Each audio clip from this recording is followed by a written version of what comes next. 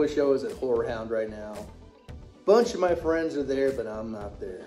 I'm stuck here in my shop making these Evil Dead 1 covers. What is up, Evil Dead fans? A little bit bummed, but it's been a while and I've been meaning to put a video out for you guys on how to bind one of these Evil Dead 1 covers that I'm doing. Now, I know some people are sending these things to Al, or I'm sending to them, to get bound and have pages put into them. But if you're getting one directly from me, let me show you how to do it to make it look good, so you don't have to worry, wonder, things like that when it comes to buying these things. And I will tell you exactly what you need. So let's get started. So before I show you the guidelines of how to do this, there's a few things you're gonna need. You're gonna need different types of glues, maybe something industrial, maybe not industrial. Just any kind of glues that you really like, nothing Elmer's, you know, something that's really good. Super glues as well, because that's what I use. And we'll talk about that during the process that I'm gonna talk about. You're gonna need a marker, you're gonna need cardboard, a big ass piece of white paper, and also a DVD case. Now, doesn't matter what DVD case you use. Do not use Blu-ray, it has to be a DVD case. And if you stream everything and don't have anything DVD, go to your local pawn shop and get one for 50 cents. Because this book cover is the size of this. So as you can see, I got 3 covers, actually 4 right here. These were supposed to go out today, but John, my friend John, who's getting one, didn't send me his address till right at 12 o'clock when the post office closed, so has to wait till Monday. So if everybody has to wait an extra day, blame John. But he's at a Horror Hound, so he's having a good time, so don't give him too much stuff. This one right here is very special. This goes out to my friend Rufus. I did something a little bit different here. I added a little bit of different, like a burnt skin look right on this end here versus all the other ones that have the dots and stuff. Just a little different for him because he's the guy who does the intros for me. But let's talk about binding this thing. Now let me grab the DVD case. So now we have the DVD case. There is no defining lines on this, like when you get one of David's from Evil Dead 2 or certain covers. There's no defining lines on this one. I didn't want to carve those in there because it kind of ruins the effect of it being looped around the actual book. So what you want to look for is this high point right here. Now this high point has to be poking up the top. So you find that, and you definitely want a straight edge. And then you bring that across, kind of eyeball that. Bring your DVD case over, take a look at that. Let's take that off for a minute. How does it go downwards? Now, you want it like right here. This is gonna be the edge of the binding. The edge of the mouth, and then also right here. Now, when it comes to this eye right here, it doesn't matter what you do, it will open up wider. You have different options to fix that. You can add foam clay, you can layer on latex once it's bound to thicken it out, to close it back in. Because it is bending, it will open up more. So if you have foam clay, latex, I prefer latex. I know Al does foam clay. It's best to fill that in a little bit more unless you like it white. It's kind of up to you. But that's where you want it to be, is right there. So you would have that. So you bring your DVD case up, like that, and take a look. Then you look at the bottom. You can definitely see this line right here. That is your bottom. Let's go over here. You can see right here. This is your other line. So you want to take that, put it in place,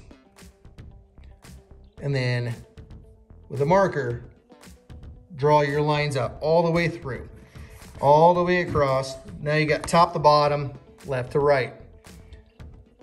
When it comes to this side right here, you want to add on 1.5 inches because that's the size of the binding.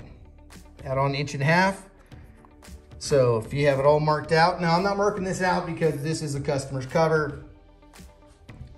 So you would have the front, that side, and the back.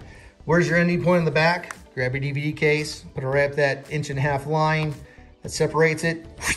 There you go. You got it front to back. Now, when it comes to the cardboard, these things are relatively pretty thick. You might want to go with a thinner cardboard. It's kind of up to you because it will bind pretty thick.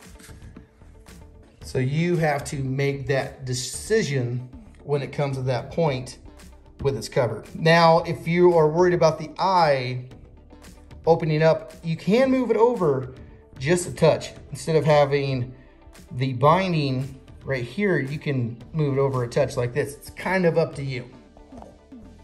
All right, we just talked about laying down the lines right here. Now, the next thing you want to do is put in your lines for your diagonal cut. Here, or here, here, over here, and then over to here. And the reason why you need those is because you're gonna have to cut those. And you're gonna actually cut off a lot of that inner flap.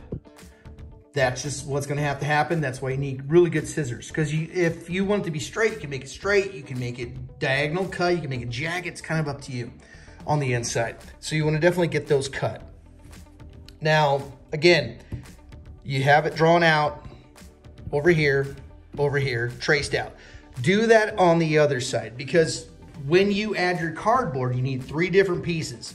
What you want to do, you can have thin cardboard, thick cardboard. It's kind of up to your look that you want.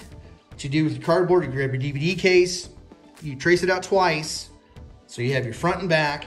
Then from the height of the DVD case, you want to measure 1.5 inches across. That will be your spine. Now you can cut it down a little shorter, just a little bit, by 1/8 of an inch at the most, of your inner spine, because you want it to bend. Now let's take a look on the inside of one of these right here. This is a separate piece, that's a separate piece, that's a separate piece. Now I have a piece of white paper holding that on. Now you have your inside traced out.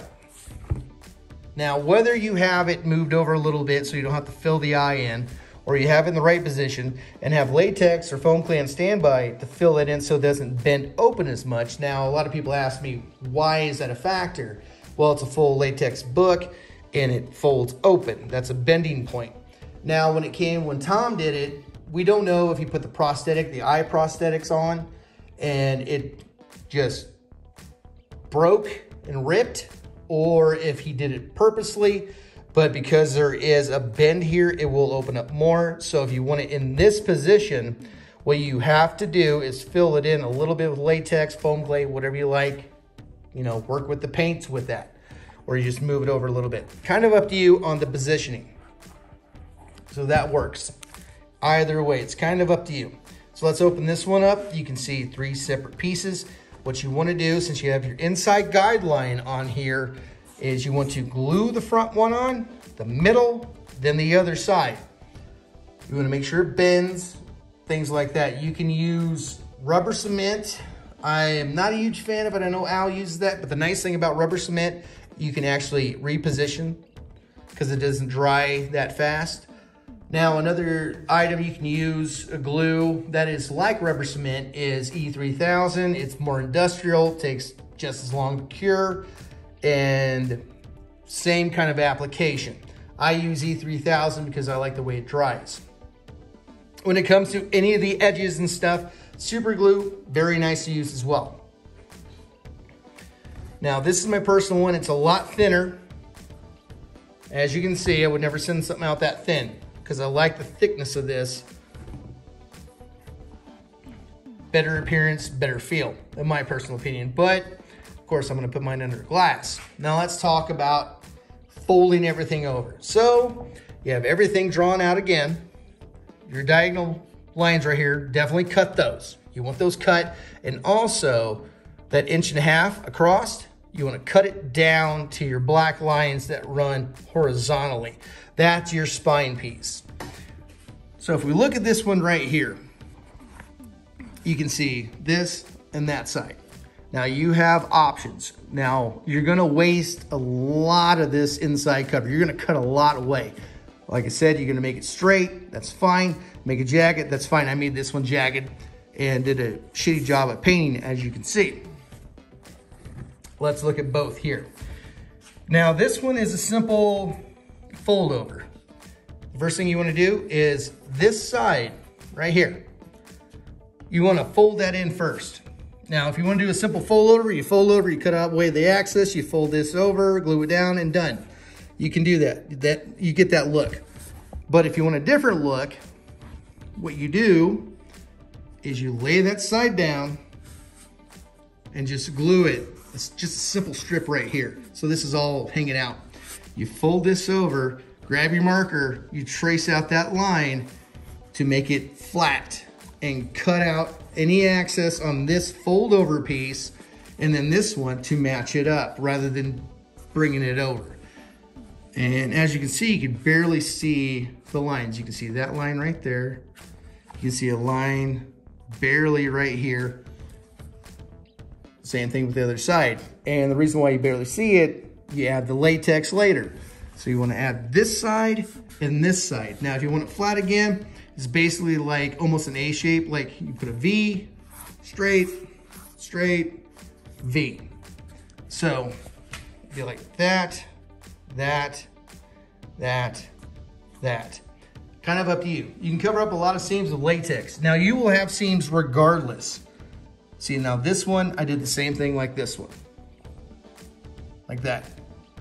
See, and I left this one a little bit out. You can see I did cut it jagged on this one versus I hit everything on this one. Now the latex, after everything's bound, what is nice, you can hide the seams. Now you'll always have like a split right here and you don't see it right here, or this one, because of latex. Add the latex. Now let's talk about this right here. You need angle cut these right here so it can open and close. Same thing with right here. Avoid the shitty paint job. I did cut these out jaggedly. It's kind of up to you on that look. You can leave it straight. This one's more straight. Or you can really do something cool. It's kind of up to you. And the reason why you do that, again, open and close, open and close. You want it to open and close. And let's say you cut too much down here. You can see a little bit of a gap, a little bit here. That's a lot of just the wear, but you can add a little bit of latex here. Leave it open, add a little bit of latex, because you don't want to see a split on the outside. You can see that right there. It needs a little bit of paint. I've been opening and closing it, but you can see it right there. It needs a little bit of repaint, but there is no major cut lines. That's what's nice about latex. It's nice and stretchy. So that's how you do those books. It's fun, simple, easy. And again, if you don't have a DVD, local pawn shop for 50 cents, buy whatever one you want. Doesn't matter. You can cut your cardboard to be more straight like this. You could actually round it out a little bit where this one is more rounded out. It's kind of up to you, but I would suggest to have latex on standby simply because you can fill that stuff in and do the paint, and it looks really, really good. And I hope everybody has a good time at Horror Hound this weekend. Wish I was there. You guys suck since I'm not there, but no, actually, no. It seems like everybody's having a good time, and hope everybody there gets to meet Sam Raimi, because he's a really, really, really nice guy to meet. So I have a huge project going on next. I'm like 2-3 videos behind. I have to spotlight a builder. And also, again, that project I'm doing, I'm gonna blow you guys away with that. Until next time, you guys stay groovy.